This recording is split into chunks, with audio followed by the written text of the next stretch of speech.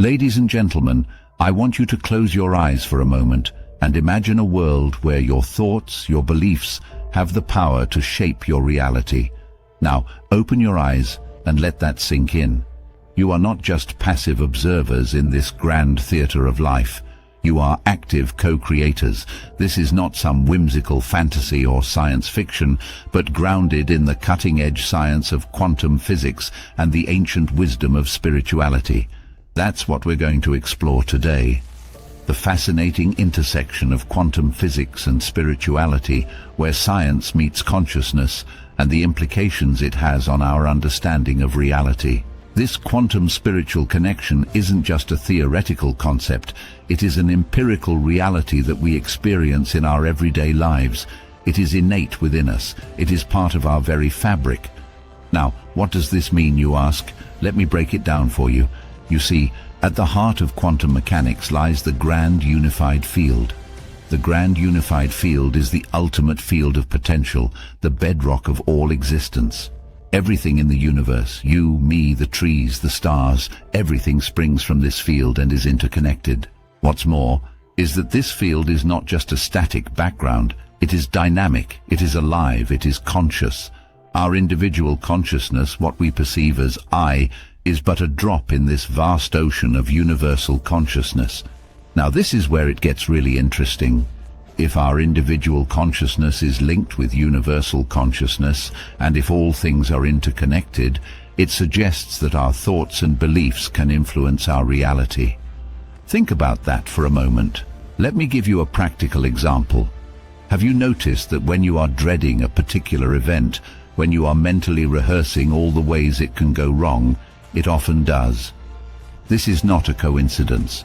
Your anticipation of a negative outcome becomes a self-fulfilling prophecy.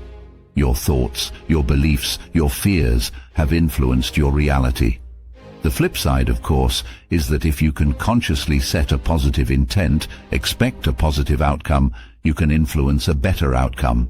Now, this idea may seem absurd at first. I mean, how can our thoughts possibly influence reality, right?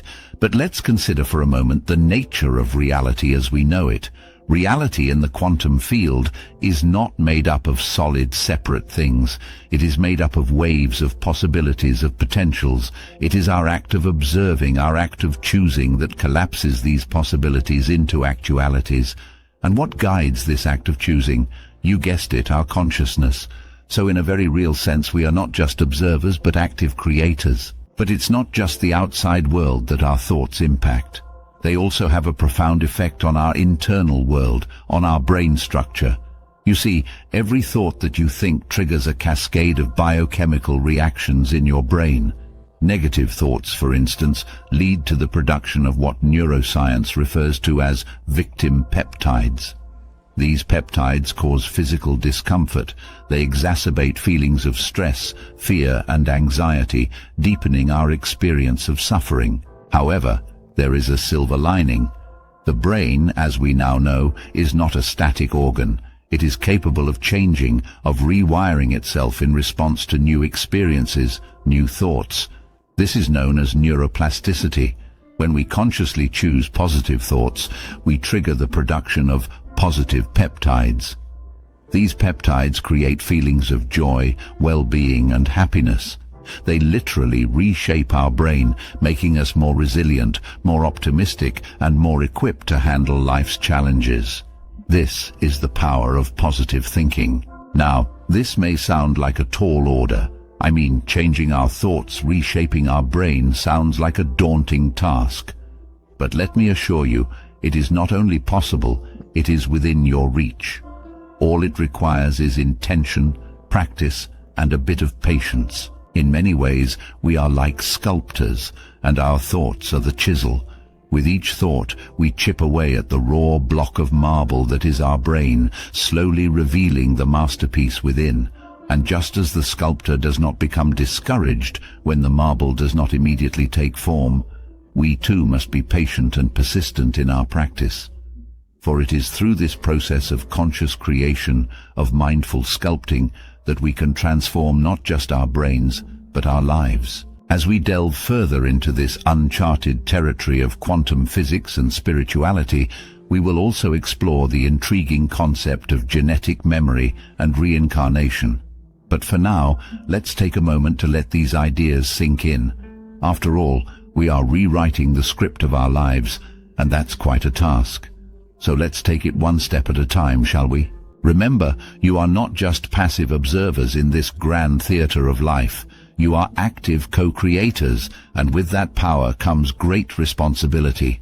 So use your thoughts wisely, for they are the brush with which you paint your reality. Ladies and gentlemen, what if I told you that the experiences, the memories, the knowledge our ancestors had gathered over thousands of years is not lost, but embedded within us? That our brains are intertwined with a rich tapestry of experiences from past lives, preserved and passed on through the generations. This is the idea of genetic memory and reincarnation. It suggests that our brains are pre-wired with experiences from past lives, and these experiences actively inform our present. Now, this may sound strange, even fantastical, but if you think about it, it's not really that far-fetched. Our experiences shape us, they mold our perceptions, our beliefs, our behaviors, so why should the experiences of our ancestors be any different? Why should their experiences not affect us? And if this is true, then it means that our actions, our choices, our dreams and aspirations are not just ours alone, but are echoes of the past, reverberating through the corridors of time. These past experiences, these unresolved issues and unhealed beliefs have a profound impact on our present reality.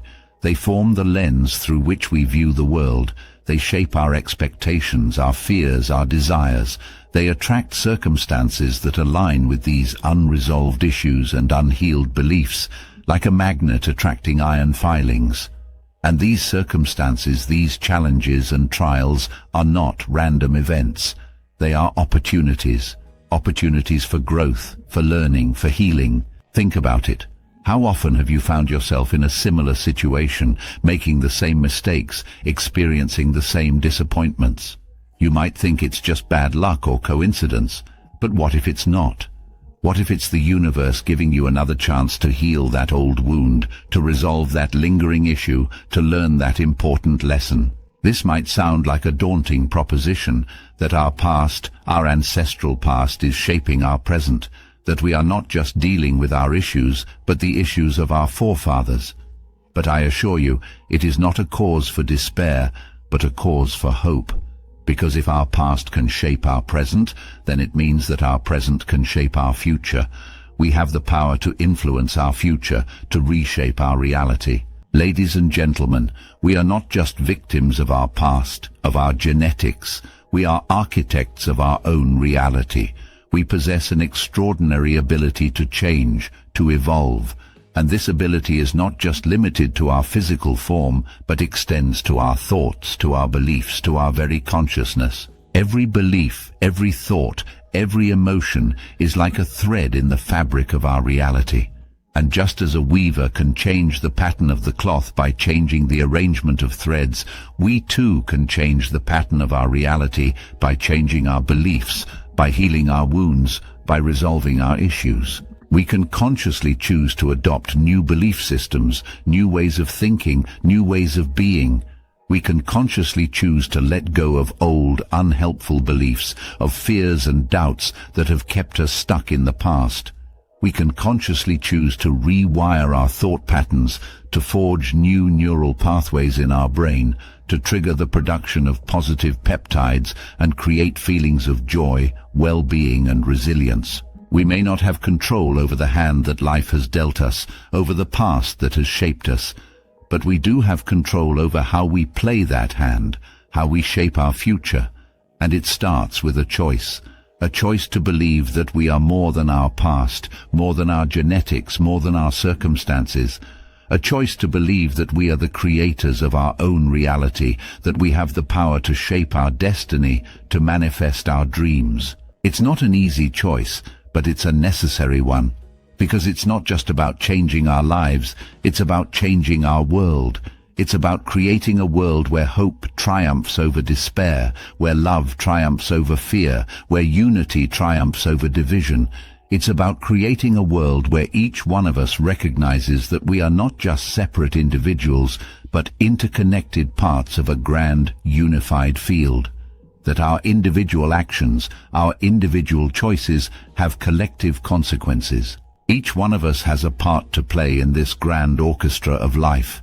Each one of us has a unique melody to contribute to the symphony of existence. And when we play our part, when we contribute our melody, we not only enrich our own lives, but we enrich the lives of others. We enrich the world. So, let us make that choice. Let us take that step. Let us embrace the idea of genetic memory and reincarnation, not as a burden, but as a gift. A gift that allows us to learn from the past, to grow in the present, and to create a better future. A gift that empowers us to move from victimhood to empowerment, from suffering to joy, from fear to love.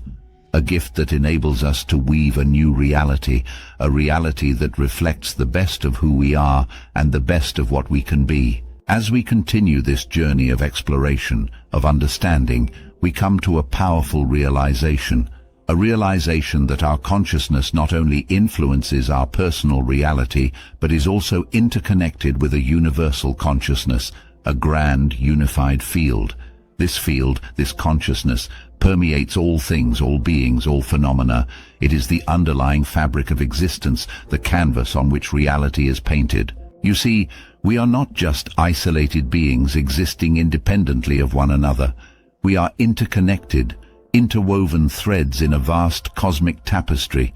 Our thoughts, our feelings, our actions, they don't just affect us, they affect the whole. They send ripples across the unified field, influencing the collective consciousness. This understanding, this realization is not just profound, it's empowering. It shows us that we are not just observers of reality, but active creators.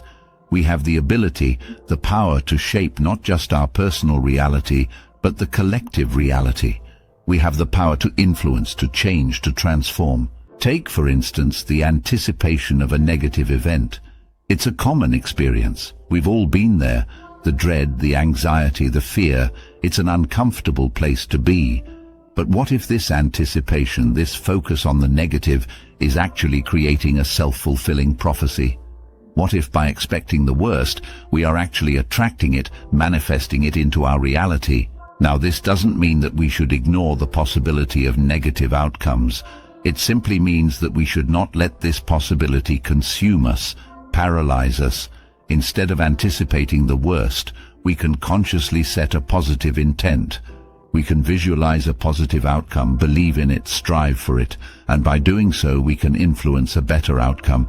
We can influence our reality. At the same time, we must also understand the impact of our thoughts on our brain structure. Negative thoughts like fear, anger, and sadness can lead to the production of victim peptides. These peptides cause physical discomfort, deepen our experience of suffering, reinforce our perception of victimhood. But there's good news. The brain has the ability to rewire itself. It has the ability to respond to new positive thoughts, to trigger the production of positive peptides. These peptides create feelings of joy, well-being, resilience. This process of neuroplasticity underlines the power of positive thinking, the power of our consciousness to transform our lives. Let me be clear. This is not about denying our negative emotions or suppressing our fears. It's about acknowledging them, understanding them, and then choosing to focus on the positive, choosing to focus on hope, on love, on joy. It's about reprogramming our brain, reshaping our reality, one positive thought at a time. As we near the end of our exploration, I invite you to reflect on these ideas, to ponder them, to question them, because it's through questioning, through exploration, that we gain understanding. And it's through understanding that we gain wisdom. Remember, we are not just passive observers of this universe, but active participants. We are not just victims of our past, but architects of our future. We have the power to shape our reality, to reshape our brain, to influence our future. And it starts with a choice to believe in our power, a choice to believe in our potential, a choice to believe in ourselves. And as you make this choice, as you embrace your power, as you embark on this journey of self-discovery and self-creation, remember that you are not alone. We are all connected. We are all part of a grand unified field, a universal consciousness. And as we change, as we grow, as we evolve, so does the universe, so does the consciousness. Thank you for joining me on this journey of exploration, of understanding. I hope that these concepts have inspired you, have sparked a curiosity, a desire to learn more, to delve deeper. If it has, I invite you to subscribe, to like, to share, to join me on this journey of discovery and transformation, because together we can not only transform our lives, we can transform our world. Together we can create a new reality, a reality of love, of joy, of unity. Together we can create a better future,